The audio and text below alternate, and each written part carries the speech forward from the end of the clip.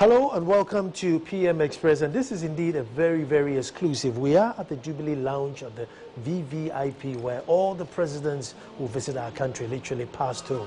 And we have come here to talk to no other than the Deputy Minister for Foreign Affairs, Mr. Kwesi Quote, on international matters. Indeed, West Africa is in a crisis. We have disease on one side and we have Burkina Faso uprising also on the other side. So if there's anybody to talk to, Mr. Kwesi Quote is the right person. Thank you very much for agreeing to talk to us. I know today is your busy day.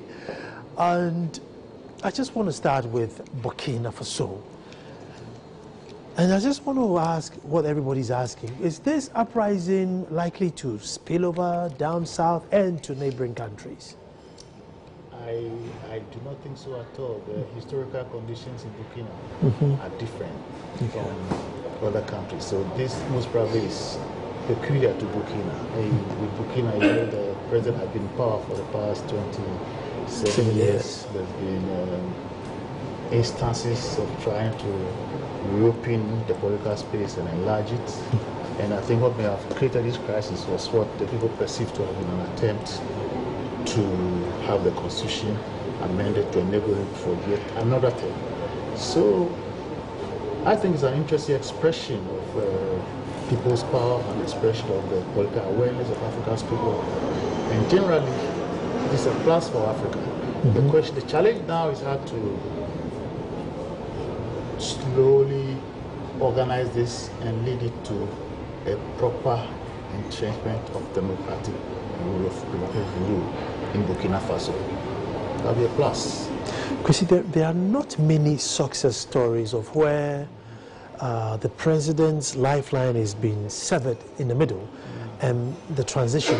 You look at Libya, you look at Iraq. Any time the president is taking off, getting a new replacement of a team becomes a challenge. How can West Africa was managed so that Burkina Faso don't fall in that trap? It is a challenge, I agree, but then it's also an opportunity. And that is why the African Union, the Economic Committee of West African States, and neighboring countries, friends of Burkina generally, are seeking to engage the people of Burkina to have this properly calibrated, so it ends up in expanding democratic space and entrench the rule of law. So you know, this morning the president of Ghana, chairman of ECOWAS, and two other West African presidents have flown to Burkina to engage the political actors to ensure that this falls within the legitimate process of expanding democratic rule. If that does not happen, then there's a risk that the AU or the ECOWAS might impose sanctions. But however, I think there's a possibility of having this thing express itself and the will of the people will come to the fore. I am confident that this will happen. You see, another thing which you diplomats that I fault you for is that you're too diplomatic. Because for 27 years, you have this man coming to every summit you go, he turns up, he turns up.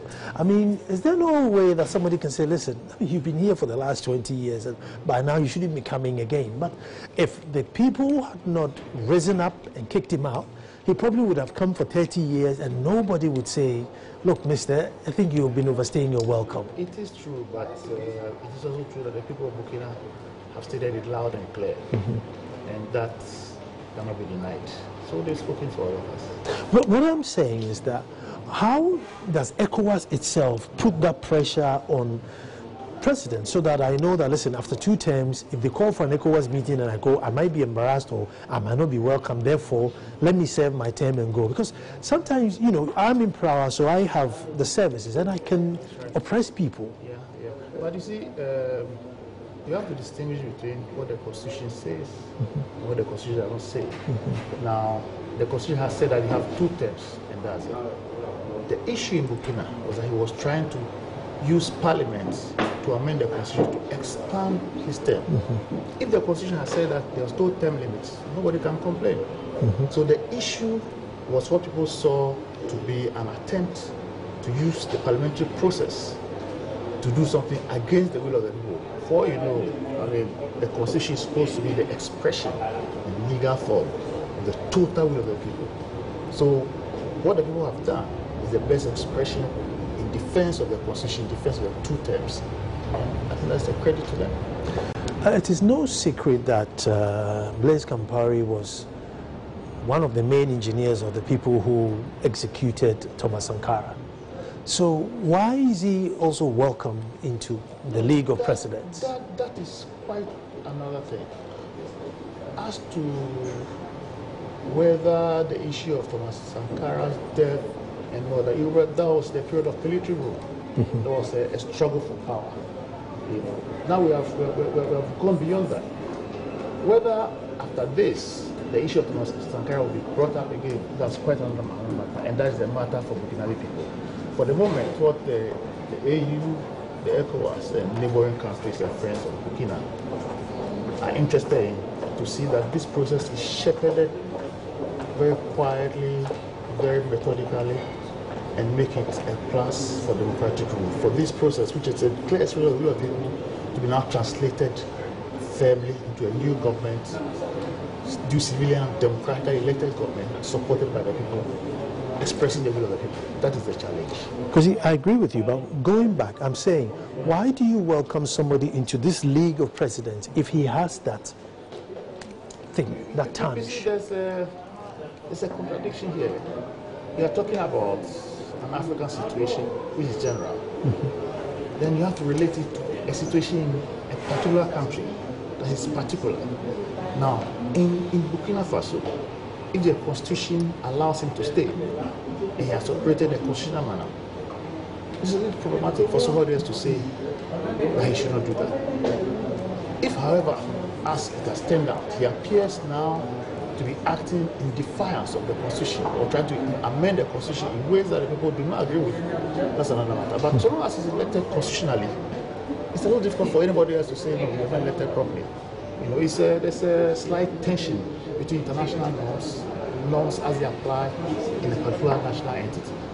So this is part of the process. It's a contradictory process, but it's always a move towards expansion of democracy. As John Ransom will tell you, democracy is an untidy business. You know, but it's a steady expansion and expression of the will of the people. And once you do that, you cannot get it wrong. ECOWAS and its challenges. I mean, some of them, I think we've run out of excuses. Trusting on borders, trading amongst each other. Almost every speech is reiterated. Let's trade amongst each other. But are we ever going to trust each other to trade? You know, to trade amongst each other. I think generally, believe it or not, there's been progress. Not as much progress as we would have wished. I mean, I did grad school in Europe. I remember at that time to travel from Holland to Belgium. You need a visa, you need this and that. And I was supposed in Belgium, I could drive to France without even thinking there was any border. That's what we're trying to achieve in Africa. And as you know, anytime there's increasing cooperation and movement and trade between our people, the standard of living goes up by so much percentage. The challenge for Africa now is to slowly unravel these borders, at any rate to render them more from barriers into bridges. You probably know that the borders are externally created. Yeah. The borders came about from Berlin Conference 1884-85, where the imperialist powers cut Africa up like a piece of cake. In fact, King Leopold was saying that I want a bit of this African cake myself. And as a result of that, Africans regarded each other in a kind of silo mentality. Yeah. The Ivorian thought it was very different from the Ghanaian thought it was very different from the Togolese. Whereas we know that between Ghana and Togo, they're relatives. Between Ghana and Togo, we're the same people. Yeah. So the task of the African Union, and this part of the dream of Kwame Nkrumah, is to slowly agreeing to address what we have on the ground, and slowly, methodically, by rule of law, by voting, by conscious processes, try and remove these borders, or try to make them less of an object of interaction and make them to bridges uniting the people, and slowly let Africans come by the larger economic space that God gave them. Because as a matter of fact, we're all Africans, and the more we trade together, the more we interact together, the less we need outside powers to go and tell us what to do. See, because you have heard this speech countless times. Yeah. President in, president out. You're tired of it. President in, president out.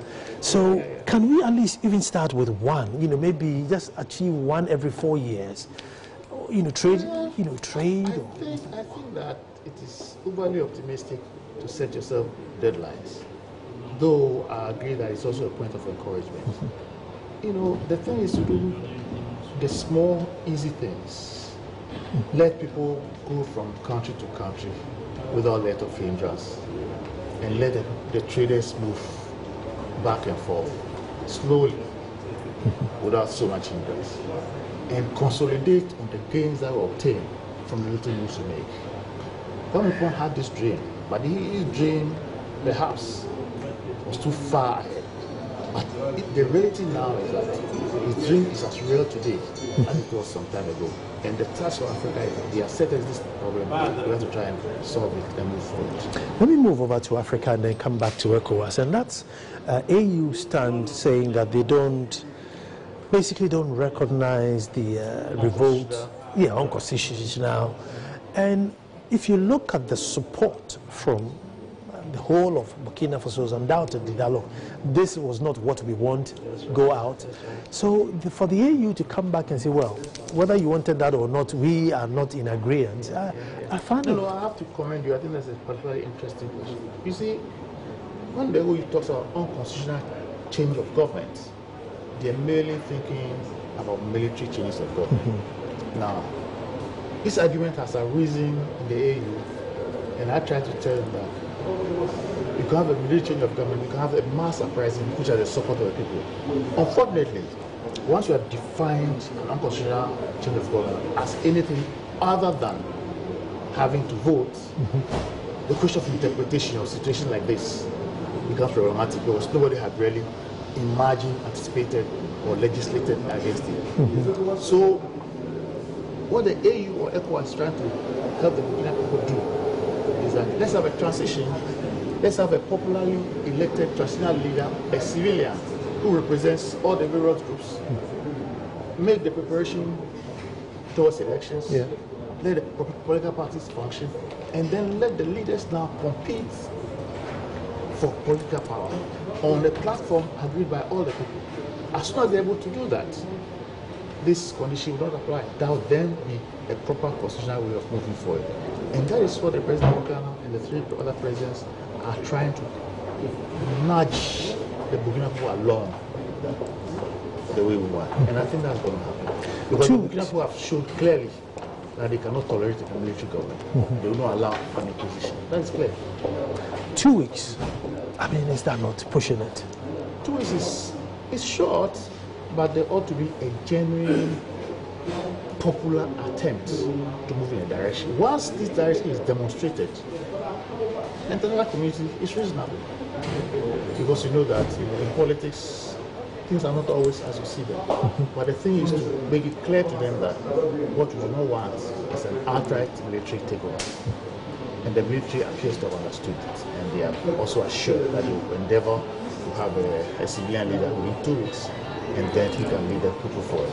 It's a tight schedule, but I think it's possible, given the goodwill for the Burkina. Kusi, aren't Africans in danger of imposing a Western democracy? Yes, by all means democracy, but aren't we in danger of imposing Western democracy on ourselves because it works well there?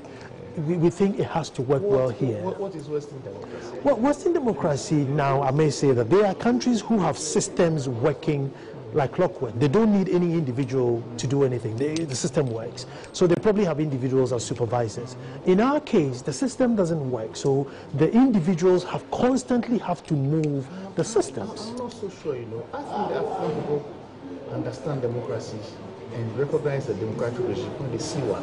No, you see, I yearning to implement democratic rule. Yes, but what democracy? Is it this 4-year multi-party system democracy? That depends on the people to decide. If the people get together and have a constitutional arrangement and they decide that this is what we want, this is what we all of us democratically want. We want to make the president stay for 10 years, 15 years. That will be the choice of the people. It must be democratically made. The Africans understand the world as much as anybody. Just look at Ghana. Because if you take America, this is about the 45th amendment they are on now. They started from blacks not voting, poor people not voting, women not voting, and they educated the masses onto when they believed that, yes, now you are intellectually smart enough to make this decision. And because it is not an easy job just going to vote. It is not about intellect. It is more about the will of the people. In the United States, you should read a comment made by Senator Calhoun about black people, why they are not fit to be liberated, let alone allowed to vote. But the people have to struggle together for what they want. They have to struggle for the right to vote.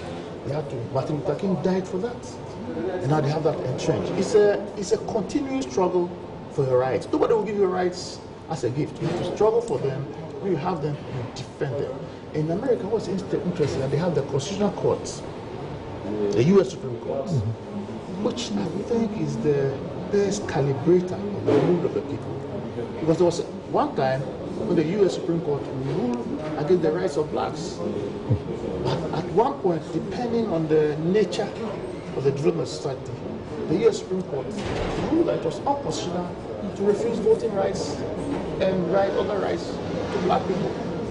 You know, life is a perpetual struggle of people trying to improve themselves, whether on a personal level, on a family level, or on a national level. And you only do that by expressing and fighting and struggling for the rights that you want to protect. And you have institutions which must align themselves with those rights and identify aspects that do not altogether reflect what he wants. So it's a question of people and the institutions. Because how is that achievable with the level of illiteracy we have in the system? Because here we are, you have Kwesi Nkrumah, you have John Mahama, you have Nana Akufo-Addo, you have Nana Akufo-Addo Rawlings, all vying to be the leader of the country.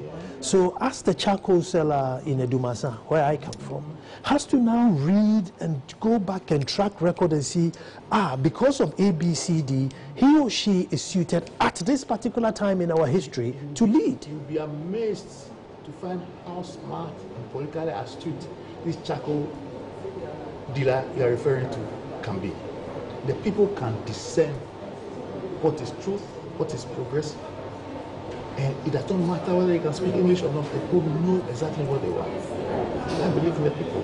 I have no doubt at all about that. Are you saying that to keep me quiet? Because if you look at the number, because if you look at the number of election violence that would raise, and he stoned this one and he did this one, of course, I would never ever put it past you that you would ever steal a ballot box because you were not happy with anything, because you were educated, not because you were gifted or born that way, but because you were educated. No. What you have to do is to provide the institutional arrangements for the people to express their will. And they know what they want. Have no doubt at all about it. He may not be to school, he may not speak English, but he knows exactly the kind of government or the kind of leader he loves. You see, and the Ghanaian has proved that several times. The Ghanaian proved that in colonial times, when Kwame Nkrumah, not being able to speak Ga, in prison, put his name on the ballot box, and to the surprise of the British, he won in Bukom the highest percentage ever. The elected people of Ghana, of Accra, chose him. They will understand the political process, don't underestimate them. It was very direct. It was either white rule or black rule. But here, there are several black people trying to rule, and you need to, fish, and find out which is right. But you see, because I'm telling you, the people can discern exactly what they want. I have no doubt about that. Then why do we have so much tension leading to elections? The tension comes out of excitement, out of a struggle for power. But normally, when it comes to elections, everybody is serene. They just go and put it in and go away. And they know exactly what they have done. You can trust the Ghanaian. And I'm sure the people of Burkina Faso also can discern that. Don't move. I'm going to take a break here. When I come back, all I am trying to say is that Burkina Faso should find a different type of democracy which works for the African. Don't move. We're coming straight back. Yeah. Thank you very much for staying. And even before the interview finished, I want to say thank you to Ambassador Kwesi Kwarteng for giving me his time, because he's literally at the Jubilee Lodge here. We're waiting for the president to come. The Guinea-Bissau president has already been in, and so many flights are coming in, and that's what I call for God and country. Ambassador, I was going to answer that earlier question. Yes. that when the time comes, the people of Burkina will decide exactly how they want to do it. Okay. When they want to do it, in what manner they do it. Nobody can do that but them. But They them. know what they want. You can be sure of that. Will the French allow them to do what they want? It will all come down to It Paris. has nothing to do with the French. The French have some influence, but there's been a long history. But the French, for instance, admire the democracy in Ghana, and they're hoping to get their former colonies to operate like that. That is why, in my view, in West Africa integration, West African democracy, France could be a strategic ally. And we also need to flatter them a little by learning their language and helping them to allow us to help us to integrate the country, because we are the same people. Some speak French in Cote d'Ivoire, some speak English in Ghana. Essentially, we are the same people. Yeah, soccer goal twice called from EBOLA. There you are. The name couldn't have come from anywhere else. I'm telling you, we're the same people.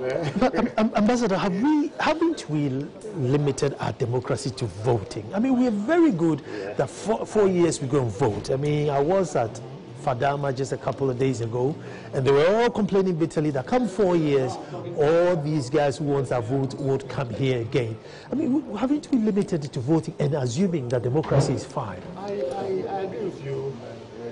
Democracy is more than simply voting. But voting is the step towards empowering the people to do what you want. So when you go to cast your vote, think about it, because you are going to empower somebody to act on your behalf. And you want to make sure that he acts in accordance with your wishes. Once you can do that, you find that the government will be stability. But you and I know that most people don't do that. Where they need to be bused to where they're going to vote. They need to be bused to where they're going to register. They want food for free, T-shirts for free, you know, and it happens every 4 years. And I mean, that's not democracy. I know that people of Ghana, they have all the kinds of T-shirts, but when he's alone in the booth, he knows exactly what he's doing. I have that confidence. I'm a Ghanaian, I know that. You know that, and you think Burkina Faso will get it right? I'm sure they will. Because I have this strong feeling that they will just hand over power back to the French. And I mean, it was the same French that backed Blaise Compaoré. You know, you have to agree that because it was a former French colony, the influence of France cannot be ignored. Yeah. At the same time, the people of Burkina Faso, like the people of Ghana, who though maybe a former English colony, may not always see eye to eye in everything in the UK. That applies as much in Burkina as in Accra. Don't underestimate the African. The African is wide awake. That's what I said. We wish them well. Absolutely. Yeah, we wish them well and hope that they become the success story of a people who got the president out and got a good one in. But Ebola, I mean, our presidents are in Ghana today, and definitely Ebola will be on the menu, not to be eaten. It is the main thing on the menu, actually. Yeah. I want to start from, are we going to wait for a vaccine to come from Switzerland, America, and then, you know, have our GDP go to pay for this vaccine? Or are scientists in a room somewhere coming up with a vaccine, so this time we save ourselves some dollars? Well, I'm sure our scientists are working on it. I have some very good colleagues at Noguchi. I know some very bright guys in biochemistry who are researching. Right? I have a classmate who's a professor of biochemistry at the University of Manitoba. There are Africans all over the place. And when it comes to science, you accept what works, you accept what is in conformity with science, and make sure that it works. And where it comes from may not be as material as to its effect. Yeah. I think the effect of the vaccine is what we want. And apart from the vaccine, we're looking for a cure, and we're looking for ways to insulate ourselves against disease. It means lifestyle changes, being careful. You know, you saw the visitors come, they were checked. Continuous vigilance. You know, because science must also be applied in society. The society must move hand in hand with science. How's Liberia doing now?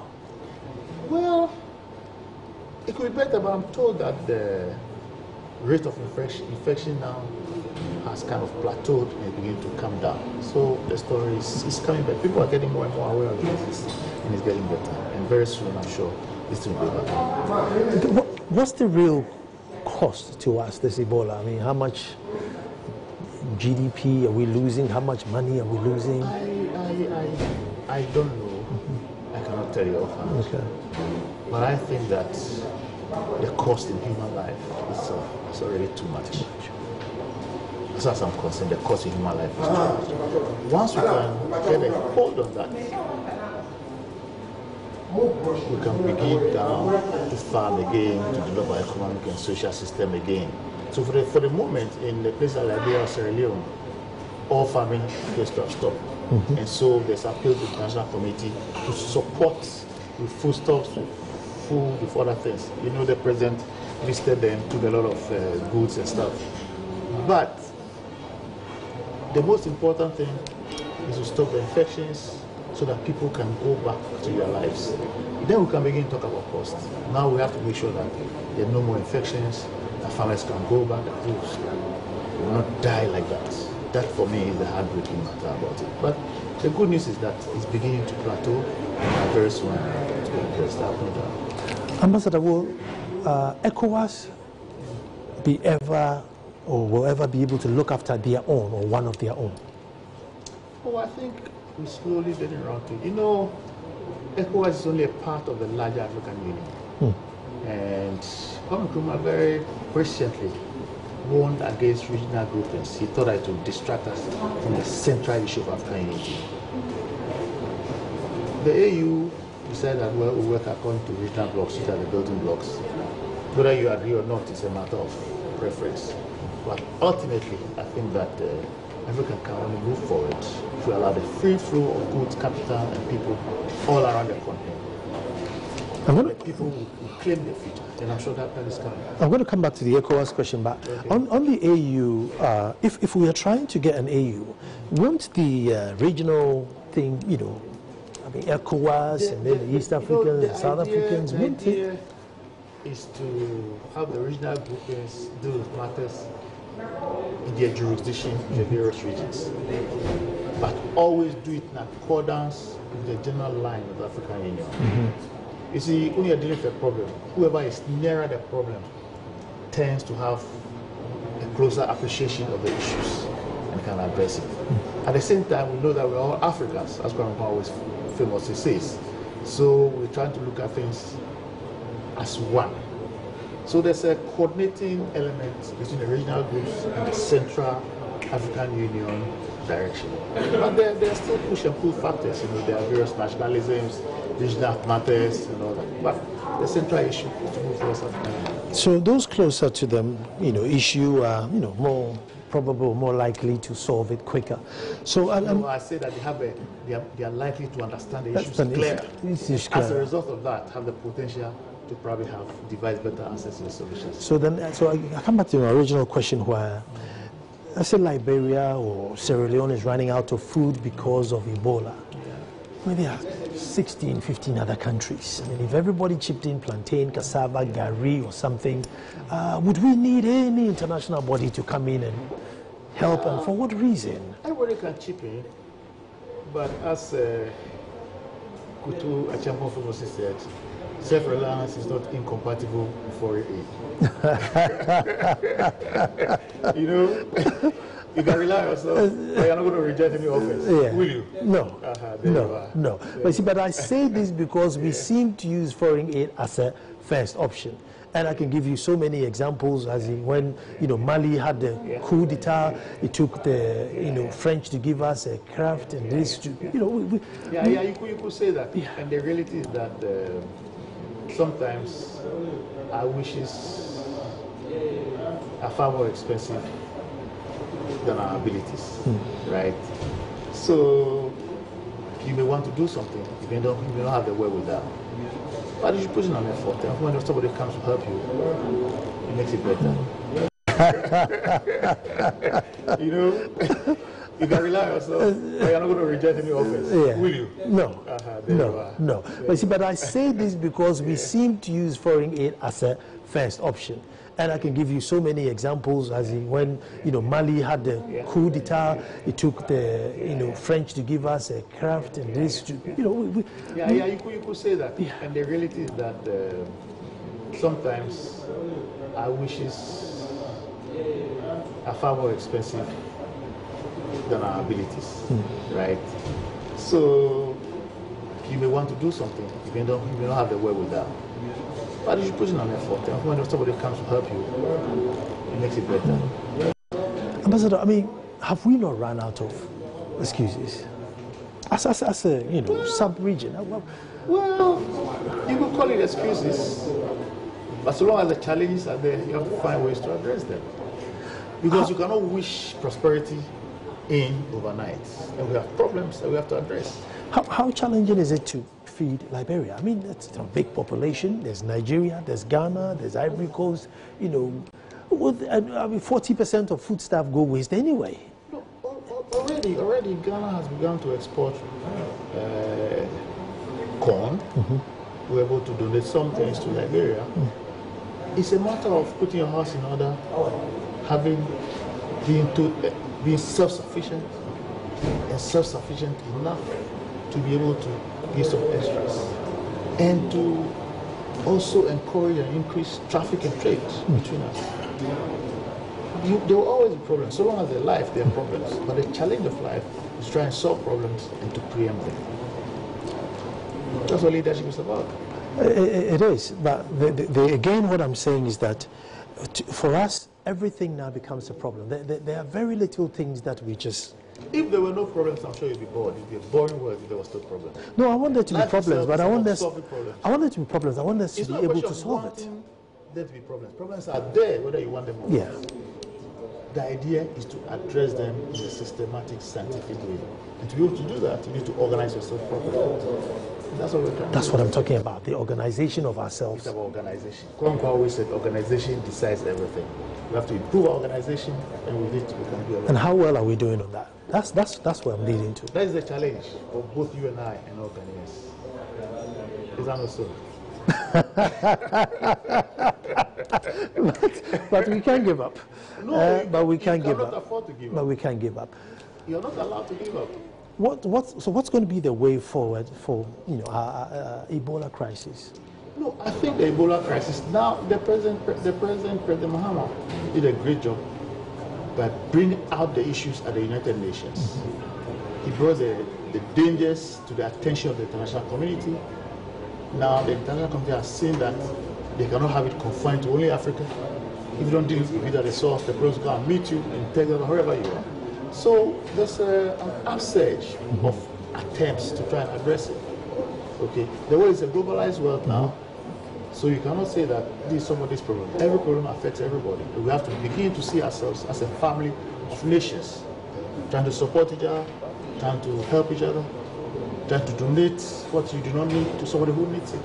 That's the kind of world that I believe Jesus Christ and a lot of people have dreamt about. It is possible. The irony for us is, at the same time we are grappling with cholera, we are the headquarters of the mega virus and trying to solve it. It was such a big barrier. How did we manage to pull that up? Because under normal circumstances, they say, no, hold on, you solve your cholera matter before you even think of the big one. So how did we pull that up? No, the problems do not allow you the liberty to decide when to come. It is for you to organize yourself in such a manner that when the problems do come, you can address them. And to even organize yourself in such a manner that you can foresee them coming and prepare yourself for them or preempt them. That is part of a country's organization. And if we are suffering from cholera, it's because we are not as organized as we ought to be. And I think this is a wake-up call to all of us. I mean, could that? It is, but could that have been applied? Because at least the cholera we were warned. Ebola we were not warned. I mean, we sprang up on a surprise. But with the cholera, I mean, people were saying, "Listen, we are heading towards." So I mean, it's unfortunate, but I think it's a wake-up call. People's minds are now concentrated. All you need is a good problem to concentrate minds. As at the time that there was a first scare at Konfadochi with Ebola, there's a girl who was suspected to have Ebola, and there was this panic. From that time until when rubber gloves and masks were delivered to Kolebu, that's why I keep coming back to you to say, aren't we running out of excuses? Because I mean, we're just talking about rubber gloves and masks. I mean, it wasn't much. not sufficiently enough numbers have been imported, I believe. So, you know, it's a question of making use of time available to prepare ourselves. And preparation is a continuous thing. Ambassador, is it because we don't sack from the top? I mean, it's like there's a job security, and you know the likes of you will speak, you know, being diplomatic about it. So therefore, if I was supposed to do it and I didn't do it, I know when it comes to the crunch, oh, they will treat me with some, you know, kiddie gloves. I don't think that's the issue. I think you need people to be in office and to be there, and to be sufficiently well informed to try and respond to issues in the best possible way. Of course, if people are not up to the job, it is up to the powers that be to take whatever different measures they need to do. But I believe that people must also be given an opportunity to be heard. Otherwise, you find people being victimized without undue reason. So there's an element of that. You know, we're in a country where we are seeking to entrench the rule of law. So there must always be pros and cons. People must be heard. You know, you cannot, in the fit of anger, try and dismiss somebody or cut off somebody's head. You must always look at the source of the problem. Allow the person to explain his point of view and see whether something better could not have been done. And problems will come all the time. But you must have a systematic way of looking at them and addressing them. Don't move. Talking to Ambassador Kwesi Quartey, and we're coming straight back. Well, thank you very much for staying and having a one-on-one with Ambassador Kwesi Quartey, Deputy Foreign Affairs Minister. Very diplomatic, isn't he? Ambassador, we cannot achieve all these things you're talking if we don't educate ourselves about ECOWAS. And indeed, I've gone through school, you know, without, you know, the deep knowledge about ECOWAS. You pick bits and pieces from the news, and that's about it. Is there a deliberate plan to, you know, ECOWAS us, if I may say, so that we really could understand, and maybe that mental barriers could go away? I believe that even this interview we're having is part of the educational process. We are all informing ourselves. I agree with you that our schools could do a little more about teaching African history, how our continent came to be colonized, the history of the slave trade, the evidence of which abounds on our shores. Yeah. These are all issues that we could do more to educate ourselves about. So education is everything. Education actually frees and liberates you. So I probably agree with you partially that we need to educate people more about ECOWAS. So you're right. The other thing also which I find in Ghana and in ECOWAS is that we seem to hope that good governance or development will just happen rather than deliberately, you know, plotting and planning against it. And good governance, first of all, comes as a result of the vigilance of the people. Now, the vigilance of the people is heightened when they are very educated and they are made aware. So maybe what we need, and Ghana has registered that we have free, universal, compulsory education. The more you expand the people's education, the more the people are amenable to receiving good ideas, the more people who are likely to operate in the way that best suits them. So education, I think, is the key. And then with education, you have an engaged population who is concerned with what's happening, and they will exercise their democratic rights in line with what they think will advance their interests. That's the only way. But wealth and prosperity will not come overnight. No. It's something that has been struggled for on a daily basis. Plugging holes, plugging waste, you know, feeding ourselves, using more science and technology, adding value. That's the challenge for us. And that's the only time for education, and even better still with a technical education. Ambassador, the good job you mentioned FQ, something which I passionately believe in. I think to get anybody out of poverty in this millennia. It's just send them through school, and they will find their own way. Educate them. Educate them. Get them to educate themselves. Yes. But we are really struggling with that. You know, we see children selling by the traffic light when they should be in school. I mentioned Fadamere again, and there were like 10,000 children right in the heart of Accra, not schooled. This is a challenge. You know. This is a real challenge. We have to make sure that every African child is in school. If we can do that, have the conflicts wiped away. So that is a challenge. I admit that. Children have to go to school. That's when you have to study. That's when you have to learn.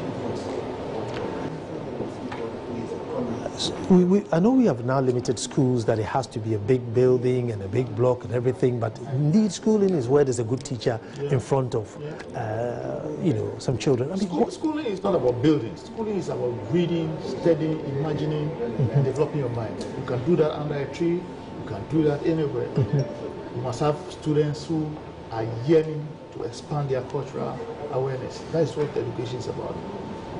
So why are we not doing it? I think we're doing it. We probably need to do more, but we're doing it. There are too many being denied challenges, you know, and too many being denied this very necessary opportunity. Every child who is not able to go to school is one child too many. Yes. So that is a challenge for all of us. And not just us, but the whole of the whole of everybody, the whole of the sub-region, the whole of the continent. If you do that, then they are less susceptible to extreme ideas like Boko Haram, Al-Qaeda, and stuff like that. So education is the key. Who do we hold accountable? Somebody must be held accountable. Everybody is accountable. It's for all of us. Government is all of us. Government is all of us. But the buck must stop somewhere. Yeah. The buck must stop somewhere. The buck starts with you and I. The buck starts with you and I. It's all of us. Education is all of us. Liberation is all of us, right? How much of a headache has His Excellency President Mahama got now? I mean, he's the president of ECOWAS, and with all these challenges coming, how much of a headache has he got? Oh, it's a headache anybody could do without. But then again, our president has a particular gift at communication. And he does it extremely well. I had the privilege of traveling with him to Norway recently, where he exposed the problems and what he's trying to do, advancing arguments, telling our people, our friends that now we need partnership, we don't need handouts, we need to add value, we need to expand our exportable items and not just primary products.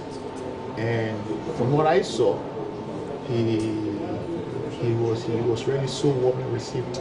People are beginning to want to come and see what they can do here. There was one particular Norwegian man who's been here. He has already planted 1 million trees, and he's trying to use the biomass from his plantation to develop electricity and feed the national grid. All kinds of interesting proposals coming. They find Ghana an extremely interesting place, especially when you look at the sub-region, to come and invest. So the soft part of the country is very attractive. All we have to do is to continue working at it, and we will reach our target of being the Black Star of Africa. I think we're on our way. We've had a history of where, and this foreign, that's well within the office, where anytime we have foreign investors coming, the locals feel that the contracts are always tilted to favor the foreigners than it is the Ghanaian, you know, and something, that's why people are kicking against EPA. I think, you know, you only get what you're able to negotiate and seek. And you must know what you want. You must be able to reach the small print in the agreements, and those that do not all go well for you, must be able to negotiate them out of the contracts. And to be able to do that, you must have a mind which is educated and trained. So that's what education, again, is the root of everything. One example was the workers on the FPSO complaining about pay disparity. This issue has also been raised in the Osei gold mines some time ago. So that's one of the things that, I don't know, as a state, can you step in and say, listen, when you come here, you cannot go above this margin? I have to confess that I don't know too much about that. Okay. But what I know is that The capitalist try to get as much profit as he can. The worker also try to get as much remuneration as he can. It's a question of having a balance and trying to have a reasonable margin of profit, but sufficient for workers to feel happy enough to be motivated to work for you. Because without a motivated workforce, there's nothing you can do. So it's trying to strike the right balance. And the struggles will always be there, but it's a continuing dynamic problem at any one time. It's always there. Ambassador Kwesi, thank you very much for your time. My pleasure, sir. And we wish you well on this coming up summit, and I know it will be a success. All the very best. And don't go, because we caught up with the president of Guinea-Bissau earlier, so stay tuned and listen to that interview as well. On the eve of the arrivals of heads of states of the ECOWAS region, we caught up here at the airport, and we met no other than the new president of Guinea-Bissau, Osei Vaz, and we just want to find out what his views are. Indeed, in the traditional circles, we should have charged him a bottle of stuff for not coming early. That's just traditional. But here, it's all diplomatic, so we won't. But let me say, welcome, sir. And let me say congratulations to you, too. May I ask, I'll start with Ebola. How ready is Guinea-Bissau with Ebola preparation? Thank you very much. This is a big satisfaction for us to be in Accra again. This is the city which I like so much. I like this country. The President Mom is my best friend. Most of the time I'm here in this extraordinary section of the summit of the head of the state concerning Ebola. Guinea-Bissau state with my presence in this session. Ébola na Guiné-Bissau até hoje podemos dizer que não temos Ébola. In Guinea-Bissau until now I can say that we don't have the Ebola. We didn't get any case of the Ebola until now. Vim acompanhado da nossa ministra da Saúde. In that mission I am with the health minister who has done very extraordinary job during this time. Por isso podemos dizer que estamos profundamente tristes quando sabemos. In this case, we can say we are very, very sad when you know that someone of our country, in our born country, are infected with the Ebola. Todas as medidas necessárias. We took all the necessary measures just to avoid, to prevent the Ebola in our country. Mas a Guiné-Bissau não deixa de ser país de facto da But we don't say that, cannot say that the Guinea-Bissau is still always the country which the Ebola can affect. As you know, Guinea-Bissau have the very big border with Guinea-Conakry. And at the moment there are many cases of the Ebola victim and the people suffering of the Ebola in Guinea-Conakry. Fortunately, Guinea-Bissau at that moment we don't have any case of Ebola in Guinea-Bissau. We still working with our community. We give all necessary instruction in our preparation still until now to provide all necessary measures and just to avoid the Ebola in our country. Particularly we can just to share our experience with some country, you know, and just to say what we starting to do at that moment. The country is mobilized in order just to avoid Ebola in our country. May I ask if you don't have people traveling from across borders? Posso perguntar, por exemplo, se não tem as pessoas que viajam através da fronteira de lado para o outro? Sim, nós. Yes, we have the people who just to cross the border, the one side for another one. Exatamente o que vocês fizeram hoje. We just say to do the thing which you did just when we have it, just to make more control in our border. São dois países amigos e irmãos. The two countries just a friend and sister. É o mesmo povo. With the same population. E o que nós estamos neste What we are doing at that moment in consultation with Guinea-Conakry and between our government and our country. Para impedir que just in order just to avoid the Ebola just to come in our country. Are your hospitals equipped, doctors trained enough just in case? Se temos hospitais que estão equipados mais ou menos para fazer face a essa epidemia de Ebola. O assunto do equipamento dos hospitais. Talking about the equipment, at that moment we still working in this sense. Estamos a criar mais. We just try to create more and more men just to sit in. If just in case the case of Ebola come to register, just to avoid that, we start to keep the same equipment in our hospital. There was a revolt in Burkina Faso recently, where citizens revolted. Tratando-se desse levantamento que se registra atualmente em Burkina Faso. And AU has taken a stand to a União say that Africana tem estado a tomar uma certa decisão para não aceitar aquilo que está acontecendo. De não aceitar nenhum governo que não seja legalmente. Considerando o apoio popular, digamos, desta revolução, será que a União Africana poderá mudar a sua posição? Nós estamos aqui em concertação com. We are here yes to make a consultation with our community in our African Union, ECOWAS. Essa reunião vai ter lugar. We think that this meeting will hold tomorrow. Nós nessa concertação. We think in this consultation we'll take our point of view together with the situation in Burkina Faso.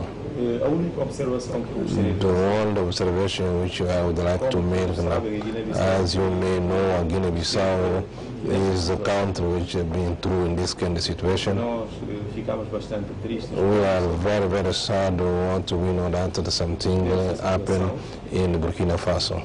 O que nós encorajamos. We encourage all people of Burkina Faso que haja entendimento. Yes, to be peaceful, to make peace together, and then the country just can be again in the.